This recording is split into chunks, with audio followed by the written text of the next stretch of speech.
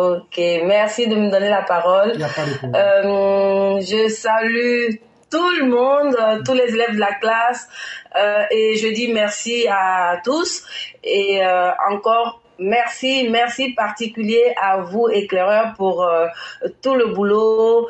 Et vraiment, je ne cesserai de vous dire merci parce que suite à tout ce que nous avons entendu ce soir, ça fait froid dans le dos. Je me dis que vraiment le peuple du Nord revient de loin, vraiment, et le président Ouattara revient de loin. Voilà pourquoi il ne faut pas jouer avec le pouvoir de Ouattara, parce que quand le président Ouattara est arrivé, il a mis en place la CDVR, la commission dialogue, je crois, vérité et réconciliation. Parce que le président Ouattara avait le souci de réconcilier tous les Ivoiriens. Voilà pourquoi il a mis en place cette commission. Mais qu'est-ce qu'on a constaté? On a vu qu'au fond, ça a été un échec. Parce que celui qui était chargé de piloter cette commission, c'était Père à son âme, Konambani. Mais au fond, ce monsieur, il avait des ambitions présidentielles. Voilà pourquoi le projet n'a pas abouti. Voilà pourquoi ça a été un échec. Voilà. Donc, aujourd'hui, qu'est-ce qu'on voit? Tous ceux qui sont revenus au pays au nom de la réconciliation, je veux parler de Damana Picasse, Kone Katina, Gbagbo Laurent lui-même, Blé Goudé, et qui sais-je encore. Tous ces gens-là, au fond, ils sont pas dans la réconciliation. Ils n'ont pas l'esprit de se réconcilier avec les Ivoiriens. Parce que quand Gbagbo se lève, il va créer son PPACI et puis il se fait élire, enfin il se fait désigner comme le candidat de son parti pour la présidentielle. Ça rime à quoi? Sachant très bien qu'il n'est pas sur la liste électorale. Donc, je me dis quoi? Que au fond, ces gens-là, ils sont en train de vouloir nuire au président Ouattara, qui lui parle de réconciliation. Voilà Afi N'Guessan qui nous dit aujourd'hui qu'il a rompu le partenariat avec le RHDP. Alors qu'on sait très bien que Afi N'Guessan, il a été le porte-parole du CNT. Et c'est au nom de la réconciliation que lui, Afi N'Guessan, n'est pas en prison. Voilà. Donc, qu'il décide de rompre le partenariat, nous, on dit bon débarras. Bon débarras parce que au fond, tous ces gens-là, tous ceux que j'ai cités là, font partie des forces du mal. Ce sont des gens qui veulent la tête du président Ouattara. Voilà. Et donc, moi, je voulais dire un mot au président Ouattara, de ne pas céder à la pression, de ne pas céder au desiderata de l'opposition qui demande l'ouverture du dialogue. Voilà, ce n'est pas possible. Il n'y aura pas de dialogue possible parce que ces gens-là, ce sont des méchants, ce sont des vermines, ce sont des toxiques qui veulent plutôt. Ils parlent de dégager le président Ouattara, d'arracher le pays aux mains du président Ouattara parce que ce sont ces gens-là qui se croient plus ivoiriens que le président Ouattara. Donc nous disons que le président Ouattara ne doit plus céder, ne doit pas les inviter ni au palais, ne doit pas comment je pourrais dire ça, créer un quelconque partenariat avec qui que ce soit, parce que ce sont des gens qui n'en valent pas la peine. Voilà, je suis très fâchée parce que quand je vois que le président Ouattara a fait beaucoup d'efforts pour que ces gens-là reviennent au pays. Parce que Gbagbo Laurent, Blé Goudé, Afi N'Guessan, Simone Gbagbo et bien d'autres ne devaient même plus être dans la sphère politique. Ils ne devaient même plus faire la politique en Côte d'Ivoire parce qu'ils ont été néfastes pour les Ivoiriens. Ils ont causé beaucoup de tort aux Ivoiriens. Voilà. Et donc aujourd'hui, quand moi je les vois encore en train de créer des partis, en train de mener des activités politiques, vraiment, ça m'énerve en fait. Ça m'énerve.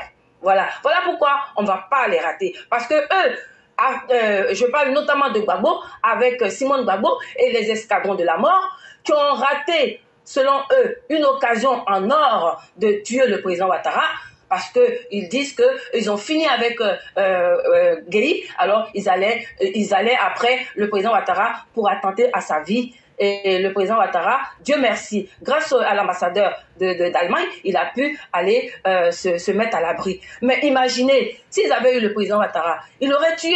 Et aujourd'hui, est-ce qu'on aurait, la Côte d'Ivoire aurait ce visage-là aujourd'hui? Est-ce qu'on aurait ces ponts, ces routes, ces infrastructures, ces universités, ces écoles, ces centres de santé? Est-ce qu'on aurait bénéficié de tout ça aujourd'hui? Non. La Côte d'Ivoire serait restée en lambeaux. La Côte d'Ivoire serait restée dans le gouffre. Et quand on a eu un homme qui a mené tout ce combat-là dans le sang pour arriver où il est, on nous dit non, nous on veut ils veulent le dégager. Mais venez le dégager. Donc nous on ne va pas les laisser faire.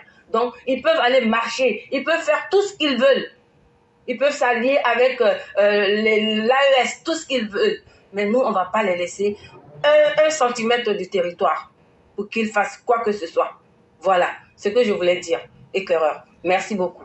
Vraiment, merci beaucoup, chère mère. Merci encore de démontrer cette démonstration de résilience. Et effectivement, c'est ce que les Ivoiriens doivent comprendre. Si nous nous amusons avec notre propre destin, c'est nous qui allons perdre. Imaginez-vous que ces gens-là, leurs mauvaises intentions, eurent marché et qu'ils aient eu raison du président Ouattara en l'assassinant. Effectivement, c'est tout ce qu'on voit aujourd'hui qu'on aurait perdu. Et mais, laissons tout ça. Ces opposants-là, que valent-ils réellement dans la vie? Soroguem n'a jamais travaillé. Blé Goudé n'a jamais travaillé. Chaka Dian aussi, il a toujours été renvoyé partout où il est passé. Un ramassis d'individus défaillants. Quand c'est eux qui veulent venir donner des conseils à ceux qui se lèvent pour aller travailler chaque jour, je crois que c'est la charité qui se moque carrément de l'hôpital. Et c'est cela que nous voulons dire aux Ivoiriens. Ne vous amusez pas avec votre vie. Et la première manière de ne pas le faire, ne vous amusez pas avec ces soi-disant politiciens. Ils vont venir et ils vont mettre vos vies carrément dans la boue. Et c'est pourquoi il ne faut pas du tout s'amuser avec ces personnes.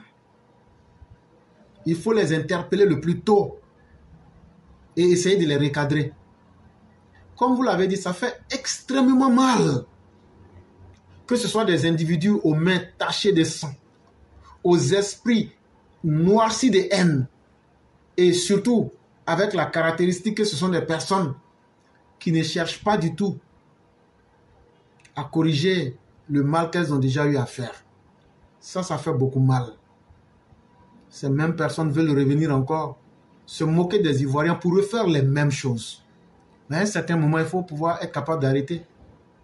Et il faudrait que nous nous armions de cette détermination-là pour leur dire que le passé était le passé, mais plus jamais rien ne sera comme avant.